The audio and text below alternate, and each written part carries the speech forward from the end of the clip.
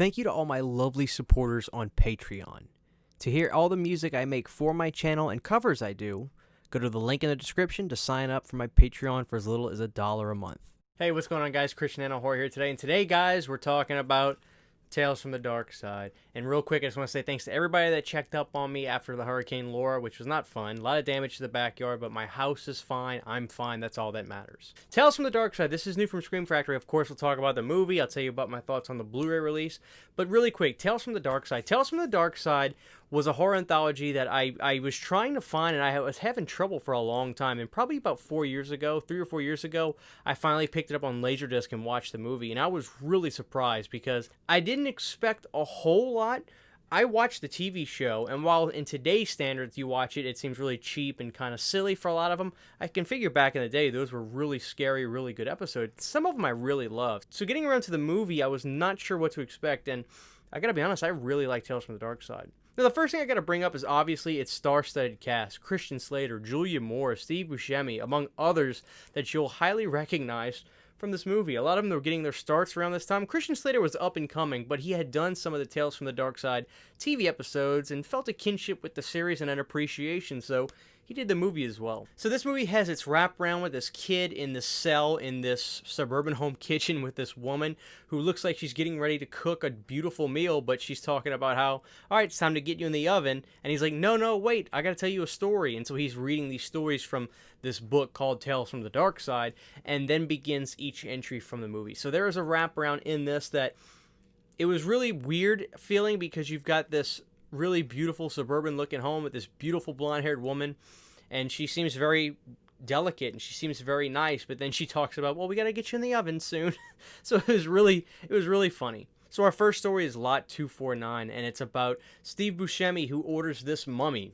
Sounds crazy, right? He gets this mummy shipped to his apartment complex, and we soon find ourselves in a world where this mummy is being brought to life due to this old relic piece of paper that Steve Buscemi has that brings him back that was stuffed inside the mummy himself. Now, the mummy looks really cool because, of course, this is K&B doing this movie, and they knocked it out of the park. Anything with K&B is worthwhile, in my opinion. And they seem like they're at the height of their work at this point in 1990 because their stuff on this movie looks really good, and the mummy is no exception. It's a little weird seeing all these big stars in this, but to be honest with you, they did a pretty good job. The subject matter for this one is a little weird, especially when you get to the certain point where Christian Slater's character figures out what was really going on and who was really killing his sister and his best friend. His reaction seemed a little interesting. Not what I was expecting. All in all, it still feels like a high-budgeted TV episode with really good special effects and really good practical effects. I really loved the look of the mummy and the kills. There was actually some really good gore in Lot 249. The next episode, Cat from Hell. Now I know what you're thinking. Okay, an episode about a black cat, what's the big deal? That was my reaction. But I gotta say, the Cat from Hell was really great. You've got the old man who you might recognize from Christmas Vacation, or he is the puppet master. He's Andre Toulon in 1989's Puppet Master.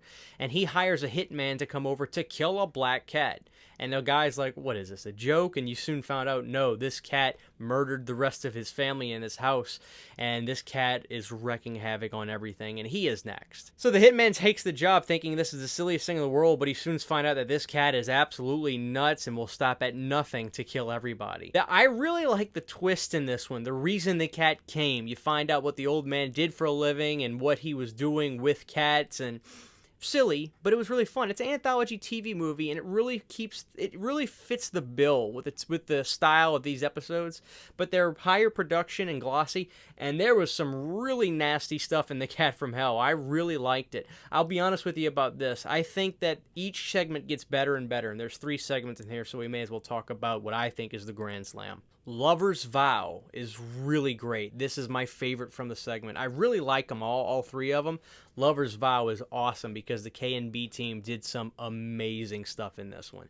So Lover's Vow starts out with this young guy who's an artist, and he's down on his luck. He can't sell anything, and his manager just basically ditches him at a bar one night saying, you haven't sold anything. On his way home, this monstrous, beautiful gargoyle, which you can see represented right here, corners him and says, if you promise to never say anything about me and never tell anyone that you saw me, I'll let you live. And so he agrees, wouldn't you? And he meets this beautiful girl the same night, takes her back, and long story short, this becomes his soulmate. It all seemed so crazy, happenstance. And so they live this beautiful life. Life goes on, they have kids. But he makes a mistake, and then there's a twist. But the payoff was incredible. Lover's Vow had amazing practical effects. K&B did a great job. I really liked Lover's Vow. It's my favorite of the three, which all three of them I like, but I think they get better between all three. And then the movie ends with its wraparound, and that's Tales from the Darkside, the movie. It's not going to be the greatest anthology you'll ever watch, horror anthology you ever watch. Like, I really think, Trick or Treat is like that Flag Bear or Creep Show. But Tales from the Darkside, the movie, is a must for anthology horror fans, and I really liked it. I just reviewed Nightmares. I would say this is better than Nightmares, and I really like Nightmares, but Tales from the Darkside is great. I've watched this movie probably 10 times now. High replay value for me.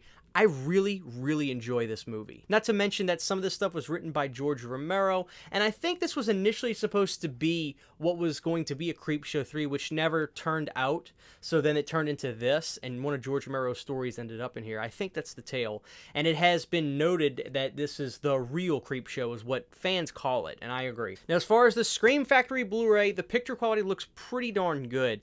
They never really specified on here what kind of scan it was, so 1080p high definition is what it's called. So it's not a 2K or a 4K, what have you, but it looks really good, and it looks as good as it needs to. I have my DVD of it that I finally found after months of searching, and it looked way better. So picture quality-wise, it's good. I really like the picture quality. Now, special features, it's awesome. They did what I really wanted to see happen, a great documentary talking about every segment, how it was made, the casting, the rapport from everybody in the movie. Great stuff. I learned a lot of stuff. I learned how difficult it was for the actor to be in this. I learned all kinds of stuff. A lot of the actors showed up for this. None of the big stars, obviously, but they seemed like this was a very fun movie, and it has a great positive vibe behind the scenes, and I think that represents itself well in the movie. So special features are great on this. A lot of making of stuff, and it's great. I love it. So if you're a person that doesn't pick up a whole lot of physical media, but you get a couple a year, if I could tell you one that I think is worthy for you to have, it's Tales from the Darkside, the movie. Great release, and of course you can flip the art to have that classic artwork, which I love. I love this movie. I love this Blu-ray. This is awesome, guys. Tales from the Darkside, the movie. If you have seen Tales from the Darkside, the movie, let me know your thoughts on it. And if you haven't, please let me know if this video entices you to check it out. I really think it's worth your time. This is Christian Hanna Horror. Love you guys. See you next time.